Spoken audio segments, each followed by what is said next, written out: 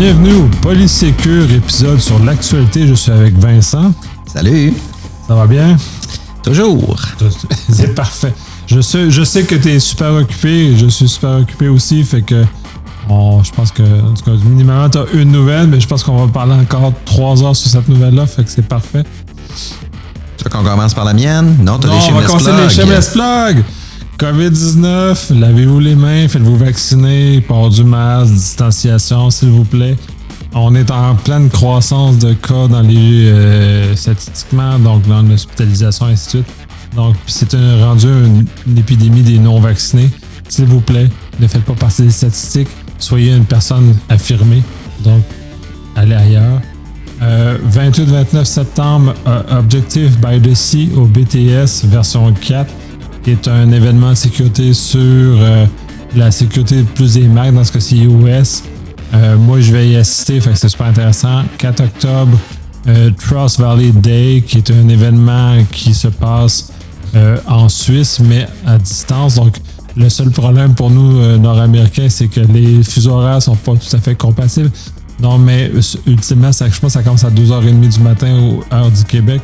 Mais cela étant dit, malgré l'effort qu'il faut faire, l'événement lui-même est très intéressant. Elastic On 5-6-7 octobre, qui est un événement organisé par Elasticsearch pour vers tout le volet SIEM qui est très intéressant de leur offre, mais toute leur offre globale aussi qui est très intéressante de maîtriser, de savoir comment on fait. MapleSec, les mêmes dates, 5-6-7, qui est un événement canadien sur l'heure du dîner, ça dure à peu près 1h30 pendant 3 jours, sur lequel on va avoir des spécialistes canadiens qui vont discuter, il va y avoir des panels, des choses comme ça. Très intéressant. 12 au 17 octobre, Montréal Connect, présenté par Prétend Numérique. Moi, je présente le 13 octobre ma présentation Bring Your Own Home, c'est-à-dire comment les réseaux domestiques sont maintenant une extension du réseau corporatif. Donc, c'est des présentations des enjeux que le confinement nous a amenés ou ça nous a placé différemment. 4, 5, 6... du 4 au 8 avril, qui est la semaine numérique par Québec numérique, et 4, 5, 6 qui est spécifiquement pour le Secure. 4, 5 des conférences, le 6 un événement connexe de façon non confirmée, mais encore ça va dans ces dates-là, fait que si vous avez l'intention. Donc, ça fait le tour de l'ensemble des shameless plugs. Il y en avait vraiment beaucoup cette fois-ci. Je vais commencer par la nouvelle de Vincent pour lui laisser un peu la parole parce que j'ai trop parlé depuis le début. Microsoft emboîte le pas sur la suppression des mots de passe, un peu comme le passwordless, tout on s'en va. C'est une espèce de douleur atroce qu'on a à devoir saisir un mot de passe. Microsoft propose une approche qui va peut-être nous épargner ces éléments-là. En fait, oui, on a déjà parlé. On a déjà parlé dans d'autres contextes. C'est en fait Microsoft avec les prochaines versions 11 et 12. Puis là, ils veulent maintenant... il y a déjà... en fait, je recommence. Dans les versions entreprises, la mesure peut déjà être applicable. Toutefois, pour monsieur, madame, tout le monde, les versions appelons ça civiles, ils veulent maintenant faire l'introduction du passwordless Windows et des applications notamment. Vous l'aurez deviné, ça va prendre justement une application tiers, exemple Authenticator. On veut être en mesure justement de pouvoir se loguer en pesant sur Enter. Toutefois, avec une application tierce, que ce soit Authenticator, que ce soit éventuellement probablement une YubiKey, qu'elle soit Bluetooth ou USB, ça va prendre...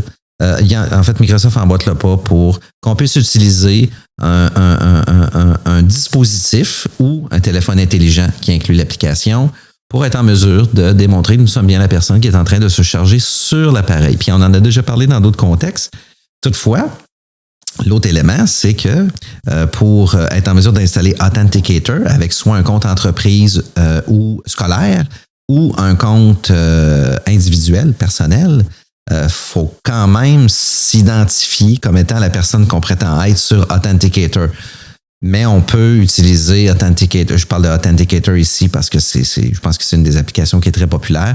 Mais il y a d'autres outils là pour lesquels on va pouvoir incorporer notre compte individuel Microsoft ou même d'entreprise. Toutefois, ces outils-là pour pouvoir s'y connecter et retrouver l'ensemble de nos informations d'authentification. On a juste besoin de se rappeler d'un seul mot de passe qui appelle le master password à ce moment-là. Mais ça demande un dispositif à portée de main physique avec nous, que ce soit une YubiKey, que ce soit un téléphone intelligent, avec la présentation de notre face devant l'écran ou entrer 3 ou 4 chiffres demandés ou faire correspondre les chiffres que notre Windows nous présente à l'écran parmi une série de 5, 6, 7, 8 combinaisons pour démarrer l'authentification. Ceci étant dit, on parle de l'authentification à notre OS, donc la grande porte d'entrée. Microsoft veut l'étendre davantage également à des applications qui pourraient être plus distinctes à ce moment-ci. Là. Donc, on peut parler peut-être de la suite Office avec d'autres outils, d'autres éléments, d'autres produits Microsoft qui nécessitent une authentification si on a de l'information à protéger, etc. Donc, Microsoft est en train d'emboîter le pas dans cette direction. Moi, j'adhère.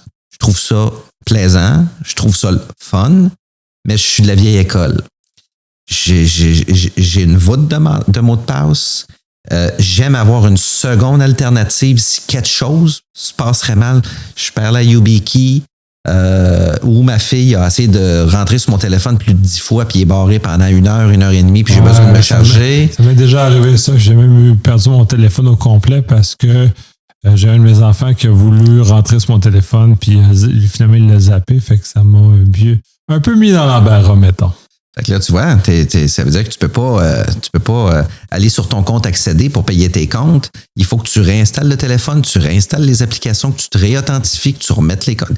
Ouh là là là là là là là là. C'est un paquet de problèmes. Oui, ben tu parlais de genre de Hello.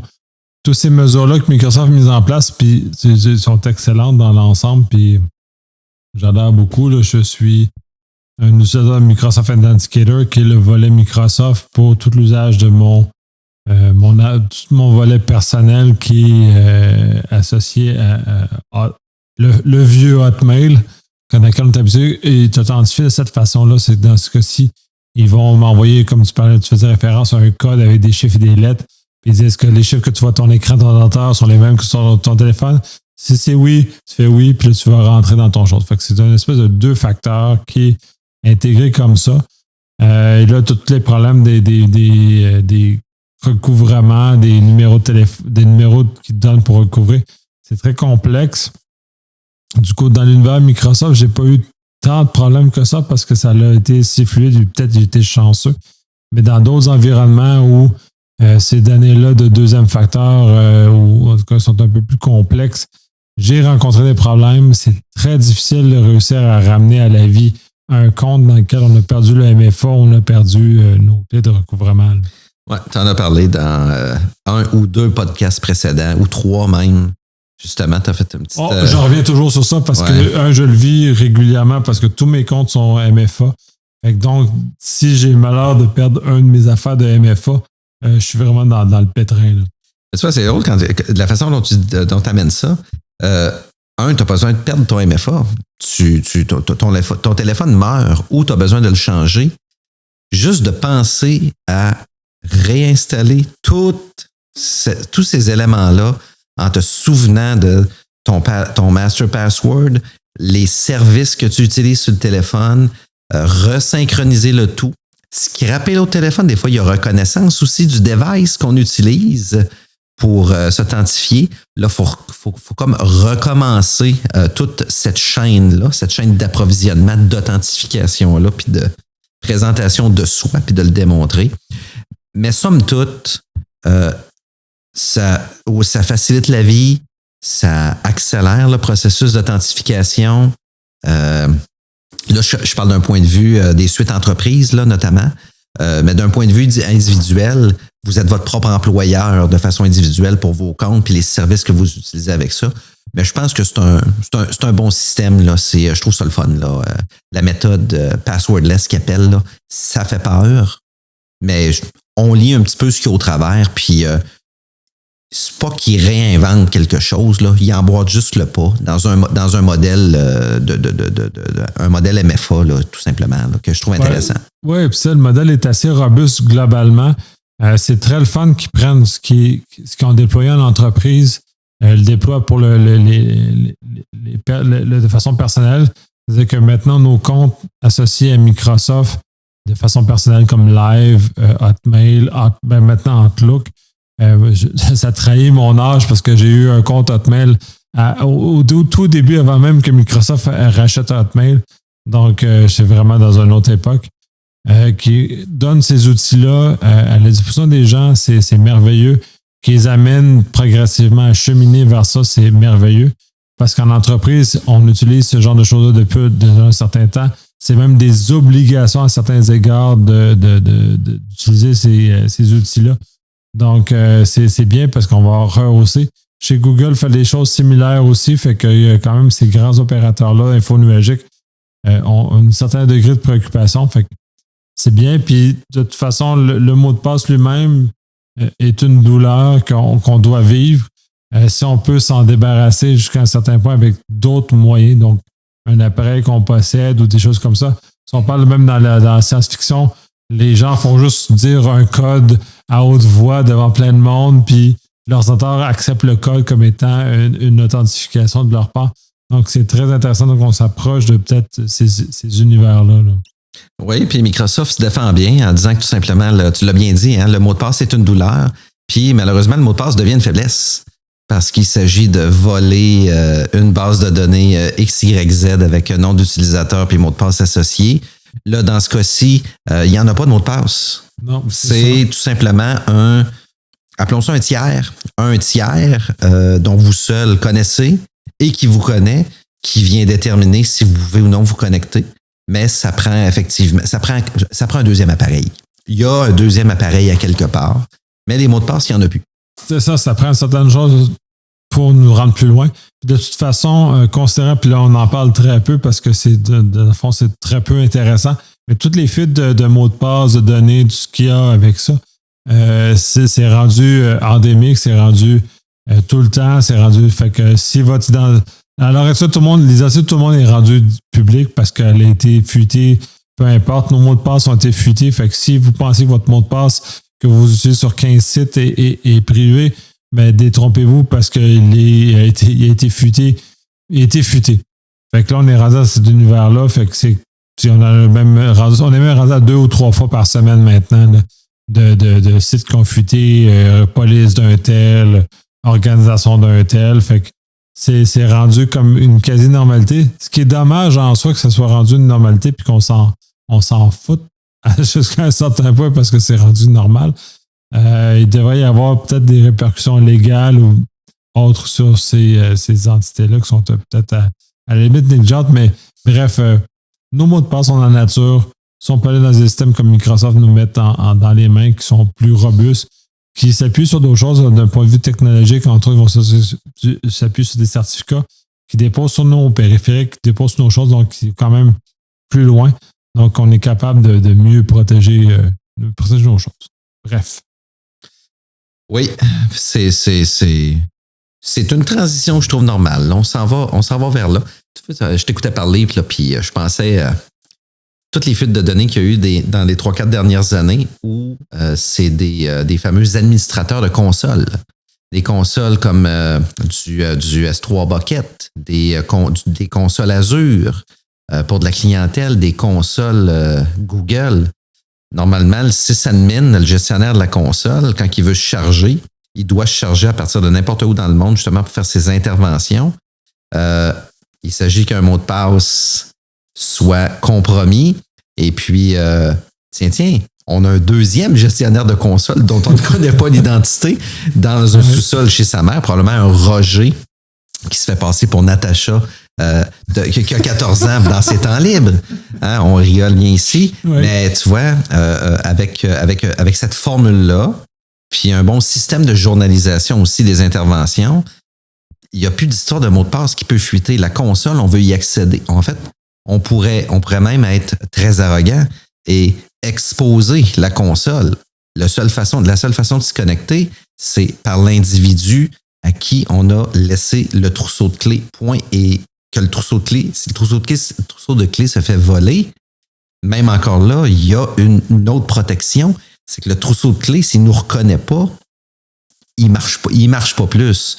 Fait que, tu sais, je pensais à ça, je trouve ça fort intéressant. En fait, pour ce type d'expertise et de rôle-là, ça devient fort intéressant pour une entreprise parce que si tu es gestionnaire de la console Google de l'entreprise ABC Inc., puis tu perds ton trousseau de clés ou je te le vole, techniquement, ton téléphone, il ne s'ouvrira pas, puis je ne l'ai pas ton code, à moins de te torturer, là. On n'est pas rendu là. C'est peut-être la prochaine étape qui va se passer au niveau des pirates, mais j'ai pas envie. Mais ultimement, si le téléphone... c'est ça, cette étape-là n'en reviendra pas parce que là, on est dans un univers où on a la facilité de pouvoir faire des attaques à partir de n'importe où dans le monde. On n'a plus besoin de contact physique. Donc, c'est l'accélérateur. Si on doit revenir à des contraintes physiques, donc il faut vraiment malheureusement agresser quelqu'un physiquement pour avoir son téléphone, pour réussir à avoir ces choses. Donc, on va nécessairement ralentir puis ça va racheter une friction.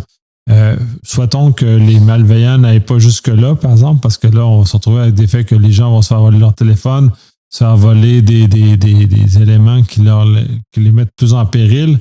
Mais minimalement, au moins, en tout cas, la nouvelle elle-même, c'est qu'on transfère de ce qu'on connaît au niveau entreprise vers un niveau plus personnel. Donc, c'est une très bonne nouvelle. Ouais. On va outiller les gens avec des meilleures façons de se protéger et d'aller beaucoup plus loin avec ça. Là. Donc, et voilà. Et j'aime bien le sens. Là, clairement, mon décalage horaire est pas tout à fait bien maîtrisé. Fait que celle-là, je l'ai laissé un petit vide. Fait que c'est une belle occasion aussi de parler un peu sur mon retour sur le fait d'être allé au FIC, d'avoir voyagé dans ce contexte de pandémie qui est plus complexe où les règles ont changé. Donc, globalement, ça s'est bien fait. J'ai eu la chance d'avoir eu une reconnaissance de mon pass vaccinal français, ce qui fait que sur place, ça a facilité mes choses parce que quand j'ai fait scanner mon pass, qui était européen, pas juste français dans ce cas-ci, mon pass européen, il était reconnu immédiatement par les restaurants, par les différents endroits qui scannaient ce pass-là.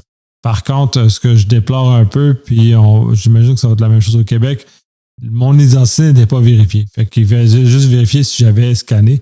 Fait que j'aurais pu prendre à peu près n'importe quel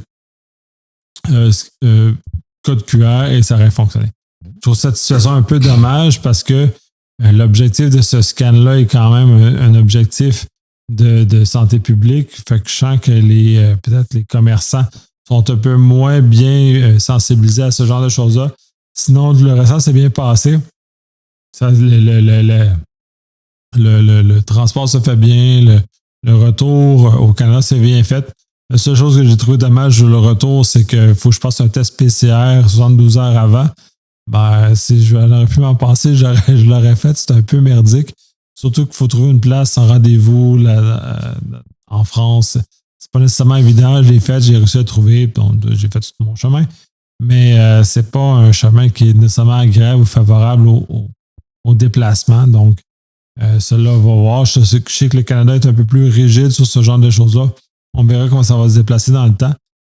Pour revenir à l'événement lui-même, je devais présenter mon pass vaccinal à chaque fois que je rentrais, mais ça m'a permis de voir, de rencontrer bien des gens, de voir bien des choses super intéressantes. Au niveau des conférences, pour moi, ce que j'en ai tiré beaucoup, c'est au niveau du nouveau normatif et sensibilisation. Clairement, les Européens sont très en avance sur nous. Même de l'autre côté, nous, on est en avance sur l'aspect technique.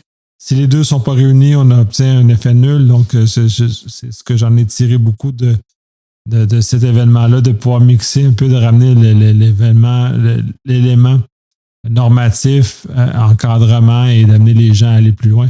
Fait que j'en ai trouvé ça vraiment très pertinent d'aller dans ce genre de choses-là. C'est ce que j'en ai tiré d'ailleurs.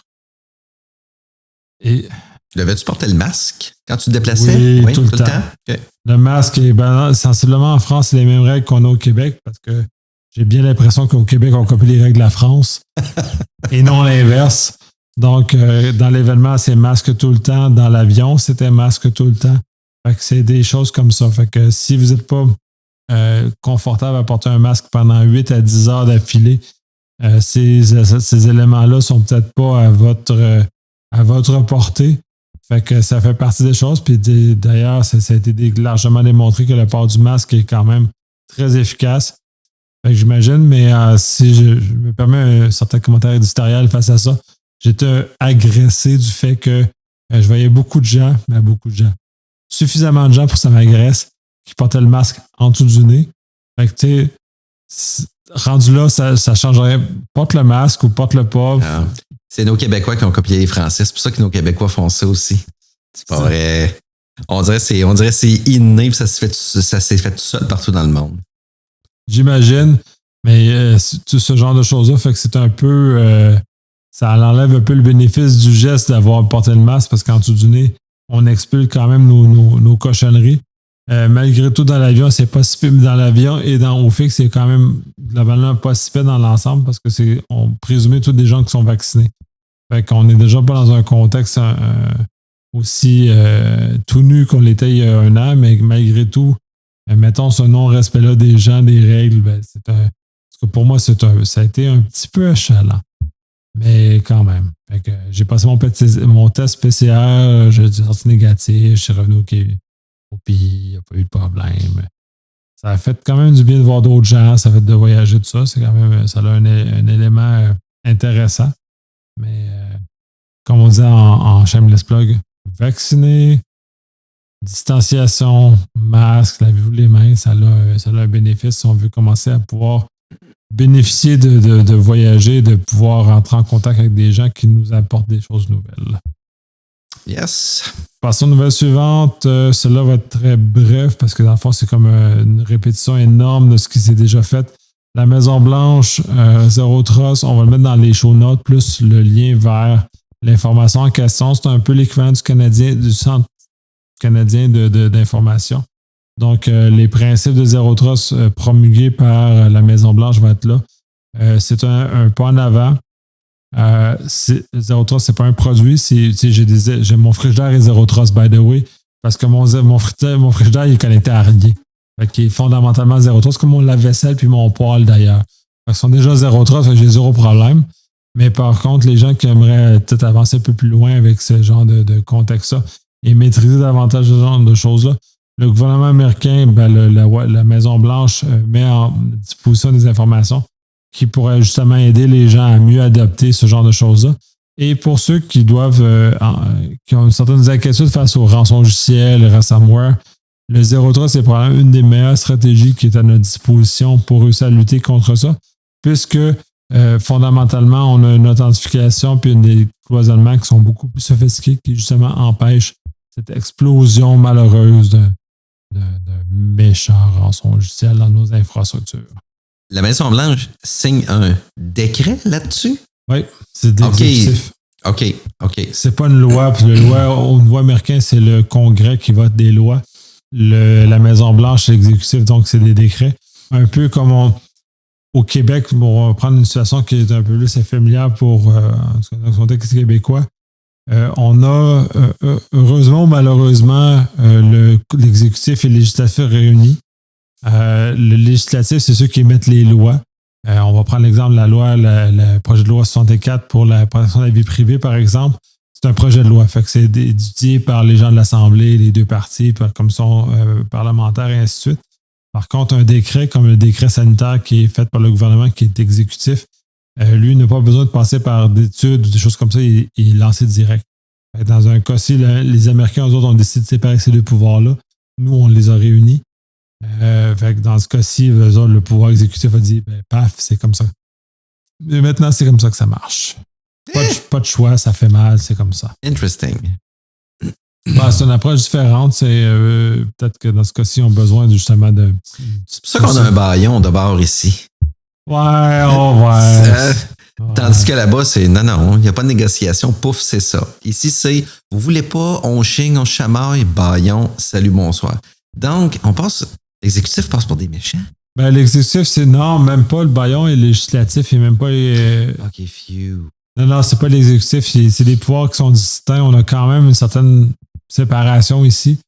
J'ai pas vu le gouvernement actuel dépasser ces limites-là, même si on peut le considérer un peu peut-être surpasser un peu ses pouvoirs, ça, mais malgré tout, ils sont quand même restés dans le spectre de l'encadrement dans ce qu'ils sont. Fait que le pouvoir exécutif, oui, il a le droit de faire son décret de sanitaire comme il a fait. Par contre, est-ce que celui-ci est d'une durée trop longue? La réponse est probablement oui, parce qu'il y aurait intérêt peut-être justement à reviser ces stratégies-là. Mais il agit à l'intérieur de ce qui est légitime. Là. Fait qu'ils sont pas de terribles méchants qui usurpent la loi. Ils sont carrément dans leur univers. C'est bien. Passons, puis là, on a parlé un peu de Microsoft de façon très positive avec la façon de délester les mots de passe. Malheureusement, Microsoft a connu plusieurs avaries depuis un mois et demi. On a eu Cosmo DB on était capable de consulter des données d'autres tenants. Il y a eu d'autres petits éléments comme ça, le MS HTML qui permet justement de réussir à casser Office et ce qui suit sur les postes. La dernière, c'est le Azurescape. Celle-là, elle est plus que terrible parce que, puis probablement va inquiéter beaucoup de gens qui consomment des services infonuagiques, c'est que là, il a été possible, en tout cas démontré, je ne sais pas si ça a été utilisé, qu'on était capable de sortir de notre tenant et d'aller consulter les données des autres tenants. Et là, on tombe dans un univers qui est très fragile au niveau de la confiance des individus. Et je ne sais pas comment Microsoft a réussi à échouer là-dessus parce que tout ce que j'ai lu, c'est quasi une erreur de junior ce qui a eu lieu. C'est-à-dire que la vérification de sécurité était ultra faible. Et ce qui faisait que c'est dans un univers Kubernetes spécifique, mais Kubernetes, c'est quand même une des bases très importantes du stockage et du fonctionnement de l'infonuagique, autant chez Azure que chez AWS. Dans ce cas-ci, ça a touché Azure seulement parce qu'ils ont imposé des gizmos particuliers dans la gestion de leur stuff. Donc, dès lors, ils sont eux-mêmes tirés dans le pied, avec le pied dans le bouche. Fait que ça fait mal. C'est très préoccupant. En tant qu'utilisateur, on a peu de recours ou peu de protection face à ce genre de choses-là si nos services sont exposés à Internet. Puis là, c'est peut-être là l'élément très important. Puis je le rappelle souvent à mes clients, c'est n'exposez rien que ce que vous avez exposé. Fait que si vous exposez vos Kubernetes directement sur Internet, je pense qu'on a un défi beaucoup plus grand que le problème que Microsoft a d'avoir laissé ça. Vous avez déjà des mauvaises pratiques. Donc déjà là, on a un problème de base. Sinon, ben là, c'est sûr que c'est plate pour Microsoft que cet élément-là soit fait. Puis un des commentaires que j'ai lu qui était très intéressant parce que dans le fond, c'est une série de moments difficiles pour Microsoft. Les gens, les requins sentent le sang. Le Microsoft saigne, fait que les requins tournent autour de Microsoft ces temps-ci, fait que c'est pas une situation qui est agréable pour eux autres. Là. Puis dis-moi donc, la navigation dans les autres tenants, c'était à l'insu des propriétaires de ces tenants-là? Oui. Ouh! Oui, essentiellement, ce que ça faisait, le Azurescape, ce que ça fait, c'est que tu as normalement tes bulles d'exécution Kubernetes. C'est que tu as comme un microservice qui roule dans un PaaS, un Azure SQL ou peu importe là, comment tu veux, un web app, function, tous ces éléments-là qui sont, on pourrait qualifier de serverless. Dans le fait, c'est pas vraiment serverless, mais en tant qu'utilisateur, ça l'est quand même parce que tu ne gères pas de serveur. Fait que la bulle, normalement, devrait être fermée. C'est-à-dire que tu es dans ton petit univers fermé. Le problème, c'est que tu es capable de sortir de cet univers-là et d'aller voir l'univers des autres. Et comme on est dans un univers, dans des choses qui sont mutualisées, partagées, c'est-à-dire que tout l'ensemble des Kubernetes ou des PaaS qui existent sont partagés sur un pool de serveurs commun. C'est que si tu jumpes d'un à l'autre, ben tu jumpes dans les choses des autres. Fait que tu vas fouiller dans les affaires du voisin, tu vas fouiller les affaires des autres tenants. Donc, c'est préoccupant. Est-ce qu'ils sont capables de le voir? J'ai pas vu dans les choses que j'ai lues. Ça, on était capable de savoir qui l'a fait. J'ose espérer qu'ils savent qui l'a fait, mais on n'a aucune façon de savoir en tant que propriétaire de tenant qu'un clown du tenant à côté est venu chez nous. Là. c'est très troublant, cet axe-là. Puis ça a été décelé quand? C'est dernièrement? C'est très récent, là, ça fait quelques semaines au pire. C'est Palo Alto qui l'a découvert. Je ne sais pas comment ils l'ont découvert. Je n'ai pas lu l'ensemble des choses. Il manque encore de l'information. Puis c'est une nouvelle qui est, à mon sens, très fraîche. Là. Et depuis combien de temps, tu penses que... Ça fait combien depuis la naissance d'Azure que le problème est là? Je ne sais pas si c'est la naissance d'Azure. Puis ça, c'est l'énorme chose qui est très drôle parce qu'on parle de vulnérabilité. Ça, c'est une vulnérabilité qui a été découverte. C'est comme dire, si un arbre tombe dans une forêt, est-ce qu'on l'entend tomber? Donc, la réponse est non, mais pas parce qu'on ne l'entend pas tomber qu'il n'y a pas tombé. Fait que on est comme dans un contexte où la vulnérabilité existe probablement depuis très longtemps parce que c'est une fonctionnalité de Azure qui est built-in, qui est imposée d'ailleurs par Azure. Est-ce que celle-là, elle est depuis le début, depuis il y a X nombre d'années, ou elle a été une erreur qui a été plus récente? Je n'ai pas cette information-là. Je n'ai pas clairement vu dans les informations que j'ai lues qui nous permettent de pointer. La probabilité, c'est que ça doit dater depuis le début du fonctionnement de cette option-là qui est mise en œuvre. Bon, écoute, moi, je suis conservateur, fait que... Moi, c'est ce que je me dirais en partant, avant qu'on me prouve le contraire. Là. Mais a few, ils l'ont trouvé. Est-ce que c'est corrigé? Oui, maintenant c'est corrigé. Il y a certains éléments que Microsoft a rendus publics sur les opérations exécutées en tant que propriétaire de tenant pour justement se prémunir contre ce genre de choses-là. Mais il demeure que n'exposez pas vos contenus de vos tenants autre que dans la stratégie Hub and Spoke. Rien ne doit passer à travers le hub. Tout doit être contrôlé là. Fait que si vous exposez des choses qui sont dans le Spoke directement sur Internet, là, vous courez après le problème. Limitez-vous vraiment au Spoke. C'est qu'il y a des espèces de... pas au Spoke, excusez, Hub. C'est le Hub qui est l'endroit où tous vos services de sécurité se situent et qui contrôle l'accès à vos services exposés. Donc, peut-être une chose d'architecture aussi va protéger les gens. Là. Bon. C'est pas chouette, puis ça un peu déstabilise la confiance qu'on pourrait avoir face à ces informations-là. Puis je trouve ça, moi, personnellement, ça m'agace parce que je prétends souvent que Microsoft investit des milliards de dollars en sécurité. Puis surtout avec des vulnérabilités aussi faible, c'est troublant. Puis là, tu dis, c'est Palo Alto qui a décelé justement cette faille-là. Ils ont-tu donné... dans les nouvelles, est-ce qu'on a connaissance s'il y a des entités... Est-ce qu'il y a des entités connues? Non. Ils ont tout simplement décelé.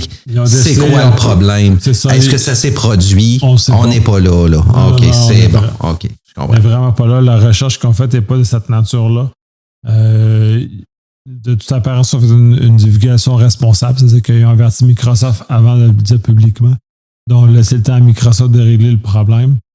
C'est vraiment un bug chez Microsoft. Fait que quand ils l'ont réglé, ça a sensiblement réglé l'élément associé. Là. Fait que ça, c'est. Mais tu sais, c'est plusieurs avaries. J'ai l'impression que je reviens sur l'article qu'un des articles que j'ai lu, comme ça sent le sang, mais les requins tournent. Fait que j'ai l'impression que Microsoft est dans une mauvaise passe. On en a vu plusieurs failles majeures. J'ai l'impression qu'il va y en avoir d'autres qui s'en viennent, qu'on va connaître. Fait que dans l'ensemble, si vous respectez quand même les bonnes pratiques, vous êtes quand même relativement immunisé à ces problèmes-là. Peut-être pas à 100%, mais quand même une bonne partie. Fait que c'est peut-être le temps aussi de reviser vos configurations infonuagiques, autant au niveau du SaaS qui est dans O365, au niveau de Microsoft que le vrai PaaS IaaS au niveau de Azure chez Microsoft, de vraiment revalider que vos configs sont corrects. Et là, on s'attarde à Microsoft, mais il n'est pas dit que AWS et GCP ou Google sont exempts de ces problèmes-là. Donc, quand même, assurez-vous de respecter les meilleures pratiques, limiter les accès. Je pense que vous allez vous trouver beaucoup de problèmes comme ça. Ça, avec la correction, là, avec la correction qu'ils font, est-ce que les clients vont en faire quelque chose ou on parle vraiment du moteur qui est publié pour les clients? En théorie, c'est le moteur qui est publié pour les clients parce qu'essentiellement, ce qui a été découvert, c'est parce que quand on ouvre un service, un web app, un function ou ce que généralement dans le pass, c'est que Microsoft impose des parts de gestion. Et ces parts de gestion-là se retrouvent à être exposées sur Internet. Et quand ils sont exposés sur Internet, ils peuvent être exploités. Puis c'est essentiellement là où il arrive le problème d'exploitation et de monter plus loin. Donc, si justement on n'expose pas ces machines-là sur Internet, de facto, on est protégé. Si on a vraiment respecté la règle de l'architecture recommandée par Microsoft de Hub and Spoke, c'est-à-dire que le hub qui est l'espèce de frontal qui fait face à Internet et les spokes sont toutes des VLAN cachés qui ne sont pas accessibles directement par Internet. On devrait s'en sortir, on ne devrait pas avoir de problème. Si on n'a pas respecté ces architectures type-là, là, effectivement, on est en problème. Là. Je résume. Les parts imposées par Microsoft, c'est la propriété de Microsoft. S'il y a des mises à jour, c'est eux autres qui le font. Mm-hmm. Nous, notre responsabilité, c'est que on le sait quelles sont les parts imposées par Microsoft, mais c'est à nous de configurer si le port va être bavard sur Internet ou s'il ne sera pas bavard. Donc, c'est notre responsabilité. Mais rendu là, c'est ça. Là. C'est une très belle façon de le résumer parce que justement, dans l'infonologique, il faut être très conscient de nos rôles et responsabilités. Le responsable de Microsoft, elle est là, puis ils l'ont pris en charge, puis ils l'ont cheminé. Mais en tant qu'utilisateur de l'infonologique, notre responsabilité n'est pas nulle. Donc, on en a eu une. Dans ce cas-ci, si on n'avait pas exposé les Kubernetes en question, ou si on les avait correctement mis en arrière d'un WAF, on n'est pas trop en problème dans la mesure où les gens n'ont pas capable de passer de l'autre côté de cet univers-là. Donc, il faut quand même respecter les architectures recommandées par Microsoft, les meilleures pratiques, et ça nous sauve bien du problème. Mais pour ce que j'ai vu jusqu'à présent, il y a beaucoup de gens qui ne respectent pas ça, qui croient puis qui font que. Et j'ai largement vu, même à mon grand dame, des bases de données SQL et MongoDB qui sont exposées directement sur Internet. Il y en a qui font partie des médias. Ceux que j'ai vus, j'ai juste engueulé les personnes qui l'ont fait. Heureusement, pour eux autres, n'ont pas été exposés, mais demeure que si on expose des choses qui ne devraient pas, c'est notre responsabilité. C'est à nous à faire une architecture et à respecter les meilleures pratiques. De toute façon, pour avoir vu un contrat Microsoft, pour avoir vu des rapports de type SOC, par exemple, rapports de pentest, divulgation, des white papers ou peu importe,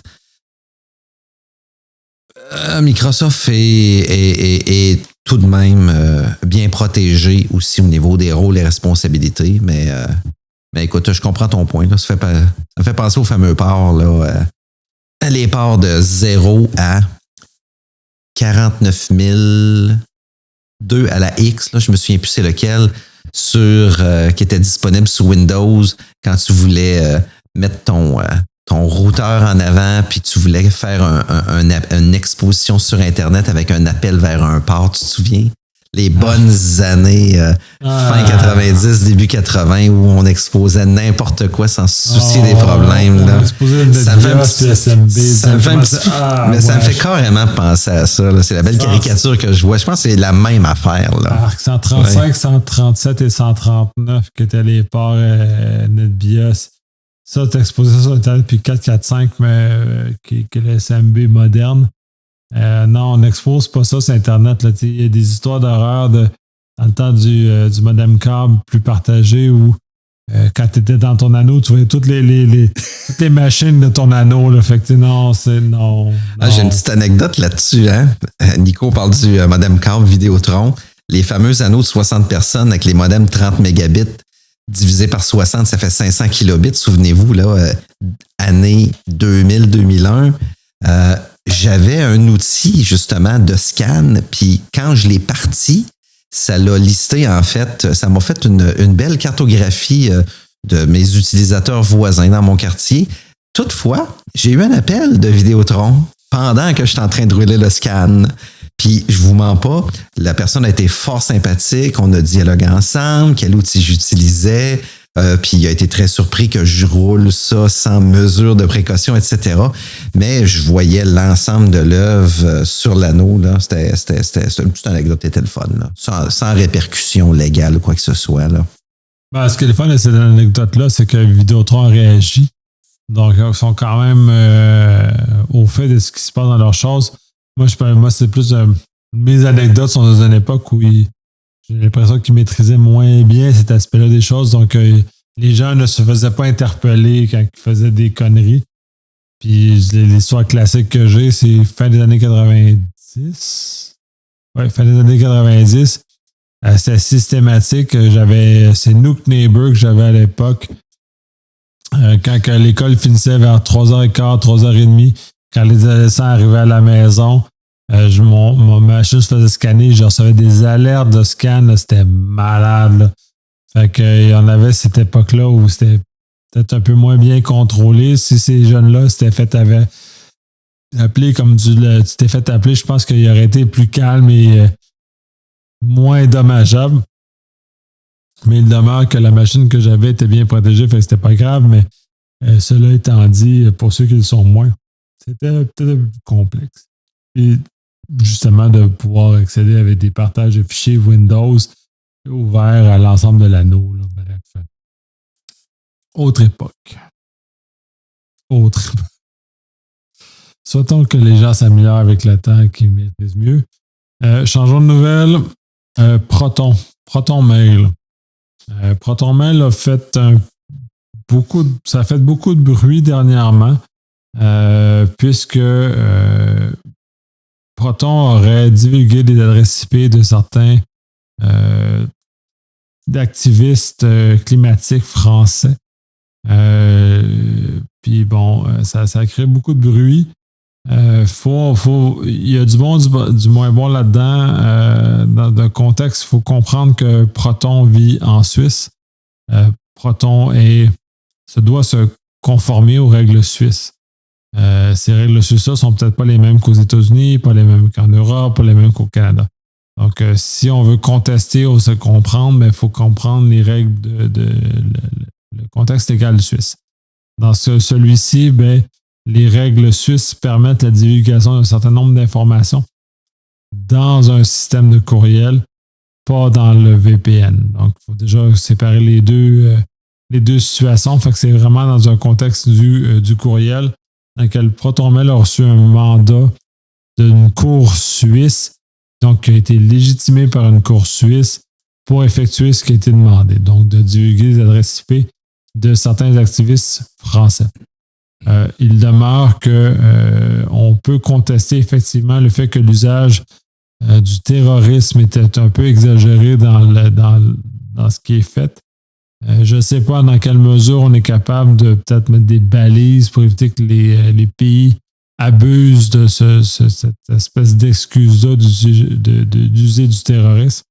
Mais il demeure que les groupes d'activisme environnementalistes sont généralement visés par des règles terroristes. Je trouve ça un peu dommage parce que je crois toujours au fait de l'activisme et de la manifestation pacifique. Dans ce cas-ci, il faudrait vraiment voir pourquoi. Mais il demeure que Proton est quand même subordonné au cadre législatif suisse. Fait que si les Suisses ont admis la preuve française, ça reste là.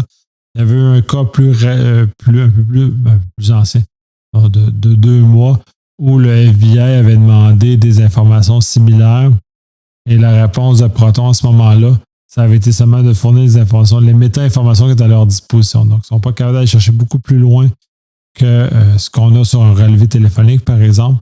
Mais il demeure que quand on consomme ce genre de service-là, on se soumet à ça. Et si on veut vraiment, vraiment, vraiment protéger notre identité, un Tor ou un Proton VPN est probablement beaucoup plus propice avant d'accéder aux 10 services pour ça. Là. C'est les Français qui ont demandé à la Suisse? Oui. OK. C'est des activistes français, donc c'est le gouvernement français qui a demandé À la Suisse. À la Suisse. Fait qu'on fait reconnaître leur mandat par un tribunal suisse. Mais après ça, quand c'est reconnu par le tribunal suisse, l'information va sortir. Là, c'est la vie. Là. Ben oui, ils s'opposeront pas à ça. N'importe quel tribunal. Ils s'opposeront pas. Là, ils vont fournir l'information. Puis de toute façon, tu parles de France-Suisse, c'est l'Union européenne. Là. Oui. La Suisse a quand même un régime législatif un peu plus indépendant de l'Union, parce qu'ils ont quand même leur propre monnaie encore, donc font partie, mais pas au complet. Donc, OK. Mais il demeure que du moment que le tribunal suisse a reconnu la demande faite par la France, ce qui n'a pas été même le cas, parce que quand la FBI a soumis sa demande, les tribunaux suisses n'ont pas reconnu, parce que selon le cadre législatif suisse, la requête américaine n'était pas appuyée pour amener à ce qu'ils voulaient. Donc, il faut quand même comprendre cela. Fait que c'est pas parce que c'est en Suisse que c'est immunisé, ils ont quand même un cadre législatif, puis ils ont des lois. Puis il y a une certaine forme de réciprocité qui est faite aussi, au sens où si la loi américaine est équivalente à la loi suisse, les Suisses vont l'exécuter tel quel. Donc, c'est ce qui s'est passé dans le contexte français, c'est que ce qui a été invoqué existe en Suisse. Donc, la reconnaissance de ce qui est demandé a été portée d'un contexte législatif français, juridique français à un contexte juridique suisse. Fait que c'est passé d'un à l'autre sans problème. Ouais, il y a concordance à ce moment-là. Là. OK, mais tu as dit de quoi qui m'a intéressé? Ça n'a rien à voir avec l'informatique ou la sécurité. Les Suisses sont dans l'Union européenne. Ils ont leur même monnaie. Là, je viens de comprendre pourquoi le Royaume-Uni était en TBK, puis ils ont voulu sacrer le camp, puis récupérer leur monnaie. Alors, écoute, je fais un petit aparté ici, connaissant la fierté du Royaume-Uni. J'ai déjà vécu là-bas, mais je suis surpris que la Suisse ait maintenu sa monnaie, puis que le Royaume-Uni l'ait abandonnée, mais soit revenu à la charge de façon permets-moi le terme, véhémence. Mais la Ligue sterling a toujours été active en Angleterre comme le franc suisse a toujours existé. Okay. Mais le problème des Anglais de séparation est tout autre. Je pense qu'ils sont en train de regretter un peu leur décision, mais ça, bon, bref, c'est un choix, là, puis ça a été voté par référendum. Donc, à partir de ça, là, ils l'ont exécuté, puis là, ils vont vivre avec leur choix. Là. D'après ça, le peuple a décidé, puis ceux qui n'ont pas voté, tant pis, vous n'avez pas voté, vous n'avez plus le droit de chialer après. Venant en Ontario. C'est un peu la même chose, là, sans vouloir politiser les choses, mais c'est un peu ça. Fait que ce qui fait que, de toute façon, puis dans le contexte de la Suisse, ils font leur argent avec les banques. Donc, c'est sûr qu'ils veulent contrôler la monnaie, ils veulent contrôler bien les choses. Hein. Pas juste ça. Le faible taux de taxation pour les sièges sociaux de très grandes compagnies aussi en France. En Suisse. Ça, ou l'Irlande aussi, qui attirent les sièges sociaux. Mais bon, ça, c'est des règles d'optimisation fiscale. Mais il demeure que le voile suisse a quand même des limites. On parlait de nouveaux bancaires. Il y a quand même de plus en plus de pression des pays occidentaux, justement, pour que la divulgation se fasse sur les tyrans, on va dire africains, mais il y a plusieurs tyrans dans le monde qui mettent leur argent en Suisse pour la protéger. Il y a de plus en plus de pression pour justement arrêter de protéger ces individus-là qui volent littéralement un pays de sa richesse puis s'enfuient. Donc, ces gens-là ne mériteraient pas d'une protection que la Suisse offre. D'un point de vue plus individuel ou plus petit, je peux comprendre qu'il y a une certaine valeur à protéger cette anonymité-là. Mais d'un point de vue, genre un tyran qui vole le pays, je commence à avoir un peu plus de misère à accepter l'idée. Là. Ouais, mais la Suisse a commencé à se faire pointer du doigt depuis plusieurs années. À un moment donné, pression oblige. Si tu te mets à dos des puissances pour toutes sortes d'autres raisons, économiques, d'exportation, d'importation, produits, services, je vais même aller plus loin, peut-être militaires, pour renseignement, à un moment donné, tu finis par dire OK, on va collaborer, à petits pas. Mais on va y aller à petits pas. On va collaborer. Tout à fait. Puis de toute façon, c'est ça qui est important dans l'ensemble de la manœuvre.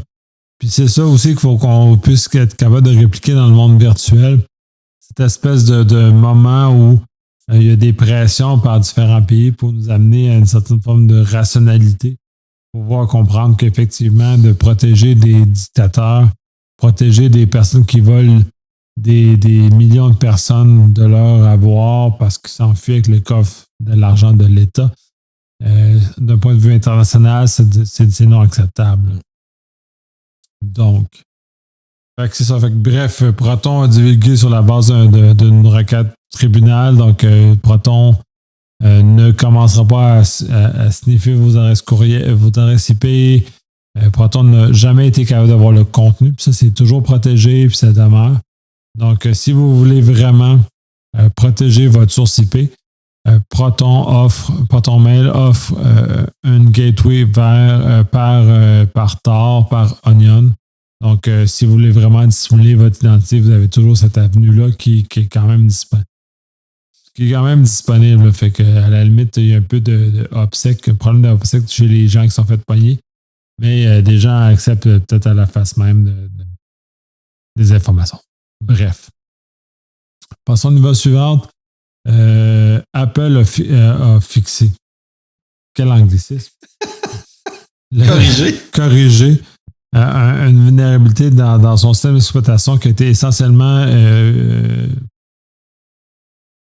communiqué à travers tout ce qui s'est passé avec la NSO, Pegasus, ainsi de suite, qui permettait de faire du zéro-clic, une vulnérabilité zéro-clic. C'est-à-dire que ce que j'en ai compris des explications qui ont été divulguées, c'est qu'on recevait un GIF animé et ce GIF animé-là contenait une vulnérabilité qui était mal encadrée par le système d'exploitation. Et donc, quand elle était exploitée, donc quand on recevait ce GIF-là animé, il s'en suivait une exploitation du système d'exploitation sans notre intervention. Juste la réception était suffisante et de ce moment-là, notre téléphone était compris.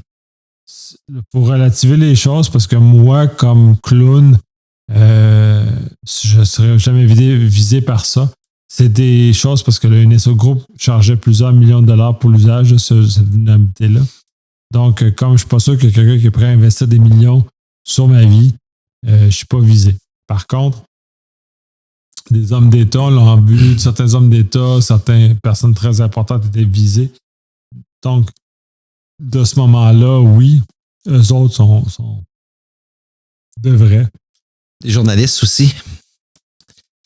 Mais tu comprends la même affaire que moi. La faille était tellement bien connue que ça nécessitait plus de l'intervention justement du détenteur du dispositif qui recevait justement la pièce qui était infectée.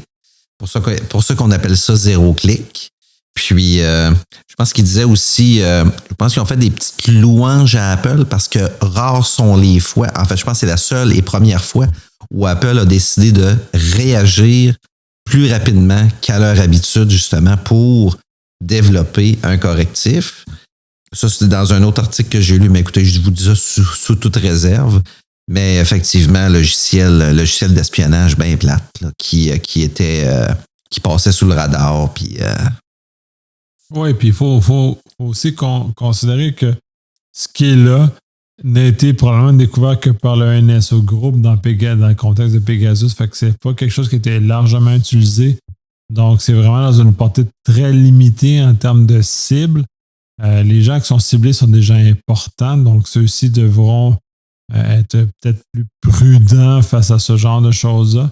NSO va trouver d'autres vulnérabilités qui ne sont pas divulguées qui vont permettre ce genre de choses-là. Fait que ça éveille le fait qu'il faut qu'on soit toujours prudent parce qu'il y a toujours une capacité latente d'exploiter. Mais c'est zéro-clic, on recevait un GIF animé, puis pouf, le téléphone était pris en possession. Mais ce que j'en comprends, ça coûtait quand même plusieurs millions de dollars pour avoir accès à cette vulnérabilité-là. Donc, dès lors, moi, je ne vaux pas des millions. Je pense que toi non plus. On ne vaut pas des millions à écouter ce qu'on dit. Puis, jamais, c'est assez banal et très plate. Ce que j'ai écrit sur mon téléphone, il y a rien de... Il y a très peu de secrets qui sont divulgués là. Ma vie est plate en général aussi. Fait que, Écoute, c'est parfait comme ça, puis c'est mieux d'être de même, puis c'est mieux d'être plate sur mon téléphone, effectivement, parce que me retrouver qu'une cochonnerie comme ça, je préfère que ça soit plate, que ça soit amusant pour eux autres, puis t'as raison, là. Mais ceux qui osaient payer des millions de dollars, c'est parce que, comme tu l'as dit, là, ils ciblaient des hommes et des femmes d'importance particulière. Puis probablement que c'était très, très ciblé. C'était une niche, là. C'était une niche pour des raisons. Les raisons leur appartiennent, là. Ceux qui osaient payer pour ça, là. Mais, waouh. Ben, c'est des raisons étatiques, là. Fait que moi, je ne cadre pas dans les raisons étatiques, fait que je m'en sors bien. Mais il demeure appliqué le correctif là, de 14.8, je crois. 8, là, la dernière version. Si vous êtes trop pressé, sinon il va y avoir 15 qui sort dans 2 ou 3 au début de la semaine prochaine. Au mois d'enregistrement, on enregistre le 16 septembre. 16 octobre. Et je suis pressé. Fait que autour de la semaine du 20, je me dis que le iOS 15 va sortir. Fait que si vous voulez migrer, sont plein d'avantages de sécurité de migrer à iOS 15. Donc, de se protéger contre ça si vous êtes un peu stressé, mais normalement, il y a peu de gens qui sont visés par ce genre de choses-là. Puis c'est le fun de voir à quel point, comme Citizen Lab, fait des recherches fondamentales dans ce genre de choses-là. Puis c'est une chose qui est quand même une entité canadienne. Fait que en tant que Canadien, on va être fiers de cette nature de recherche-là. On va switcher à la dernière nouvelle qui est OWASP a sorti un autre top 10 des faiblesses de sécurité. Ce top 10-là, là, il est disponible sur leur site. Là, le lien va dans les show notes. C'est en draft, c'est-à-dire que c'est en cours de rédaction, c'est pas bien. Les 3 premiers éléments sont un peu vastes en termes que portée, fait qu'on peut mettre à peu près tout et n'importe quoi dans ceci. Le fait du draft, c'est justement important que ceux qui connaissent ce genre de choses-là, puis largement plus que moi d'ailleurs, contribuez, donnez vos opinions, donnez vos affaires pour amener ce standard-là, cette façon-là, à un niveau supérieur parce que plusieurs organisations vont juste le prendre tel quel et l'exécuter tel quel. Fait que si vous êtes capable d'y infuser une certaine sagesse, une certaine compréhension des problèmes de sécurité face aux applications, je pense tout le monde être gagnant à travers ça. Je sais que OWASP aussi, je sais. OWASP a plusieurs autres top 10. C'est très intéressant. Il y a le CIS aussi qui donne un certain nombre d'éléments de sécurité plus techniques. Fait que si vous ne savez pas où commencer, c'est le genre de zone où vous devez commencer pour justement vous amener à aller à un niveau supérieur. Donc, pour les gens commençants, puis les gens qui sont connaissants, contribuer. Dans ce cas-ci, c'est un draft, aider à la conception du draft pour qu'il soit utilisable par tout le monde, puis qu'on ne fasse pas juste chialer. Puis, si vous avez d'autres éléments ou justement de contribution dans ces standards-là qui sont très importants puis qui sont peut-être même pas suffisamment aimés, vont nous aider à amener plus loin et à nous sauver du trouble sur des problèmes qui sont techniquement fondamentaux, là. Oui, OWASP, c'est reconnu. Ça marche, ça va bien, fournissent des idées, fournissent des outils. Si vous avez des connaissances, si vous êtes un chercheur, quelqu'un qui a innové, vous voulez partager vos trouvailles, ça va juste renforcer justement le framework, puis les pratiques, puis les trucs et astuces aussi, là. C'est comme en fait le guide de tricherie que tu achetais quand tu jouais à un jeu et tu n'étais pas capable de passer au niveau suivant. Mais dans ce cas-ci, c'est un guide de tricherie justement pour renforcer son périmètre, rehausser la qualité du développement sécuritaire, applicatif, entre autres, etc. Puis écoutez, ils fournissent même des outils automatisés, le cas échéant, qui font du travail pour vous puis qui soulèvent qui soulèvent vos écarts, justement. Fait que c'est une belle organisation. Puis contribuer avec eux autres, vous n'êtes pas perdant, là. Effectivement, on n'est pas perdant. C'est très important de contribuer. Puis c'est un peu ce qu'on fait avec le podcast. On contribue aussi de notre façon. à l'ensemble de l'amélioration de l'œuvre. Mais OWASP travaille depuis longtemps sur des top 10. Ceci guide, c'est sûr que les top 10 ne sont pas faits pour remplacer un cadre plus large, mais sont des outils minimaux pour aider des organisations qui ont un peu moins d'argent, qui ne sont pas capables de se payer un consultant en cybersécurité qui paraît est très dispendieux par sa rareté et parce que on est de plus en plus en demande. C'est très difficile pour les PME de pouvoir aller dans ces zones-là, mais il demeure que si vous êtes capable de vous le payer, prenez-vous un consultant de qualité en cybersécurité, puis ça va vous sauver beaucoup de troubles dans le futur. Moi, je suis plus sécurité, Vincent plus normatif, plus vérif interne. Donc, c'est des axes qui sont très intéressants à maîtriser et à comprendre, même si dans un contexte de PME, c'est un peu plus difficile de trouver ce genre de ressources-là, puis on n'a peut-être pas nécessairement les moyens de s'y payer. Mais je connaissais quand même une entreprise fondée par une personne de Québec qui était justement là, sur le base de ciseaux engagés, donc justement d'aider à temps partiel les plus petites entreprises. Ça fait déjà un certain temps que je n'ai pas jasé. Je ne sais pas comment ces affaires ont fait, mais la dernière fois que j'ai jasé, ça allait super bien. Donc, il y a une capacité il y a un besoin. Puis, si vous avez ce besoin-là, c'est très important justement de poser les gestes concrets. Là. Puis l'OWASP, ce qui est intéressant, c'est pas leur premier top 10 comme Nico dit, mais c'est un bon point de référence pour commencer à vous questionner justement sur vos différents risques en matière de sécurité de l'information. Fait que ça vous donne déjà une bonne base. Puis comme Nico a dit, là, oui, un spécialiste en cyber, c'est pas facile à trouver. En tout cas, à Québec, c'est pas facile à trouver. J'appellerais pas ça une pénurie, c'est que le placement de produits est déjà pas mal placé, puis il a été récupéré ses tablettes. Mais effectivement, là, c'est déjà une bonne base. Là. Ça donne des tendances, en fait, là, au niveau du top 10. Puis, tardez pas trop à vous trouver ou à développer une expertise au sein de vos entreprises parce que le top 10, il évolue. Ça devient beaucoup plus complexe, ça devient beaucoup plus sophistiqué. C'est ce que j'appelle... on développe des produits de nouvelle génération, des compétences de notre personnel de nouvelle génération. Pourquoi?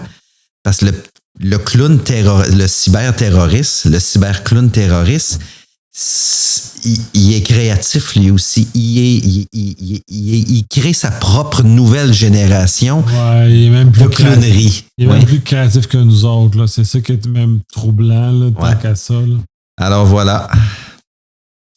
Effectivement, fait que soyez prudents, investissez, mettez pas la tête dans le sable, s'il vous plaît. Si vous êtes des professionnels en sécurité, aidez les entreprises à s'accompagner là-dedans. J'en connais plusieurs qui accompagnent spécifiquement les PME. Si vous avez un peu de temps disponible, faites-le, c'est essentiel parce que c'est quand même des gens qui ont peut-être besoin d'un peu plus d'amour en cyber pour justement les amener à comprendre les risques qui sont associés.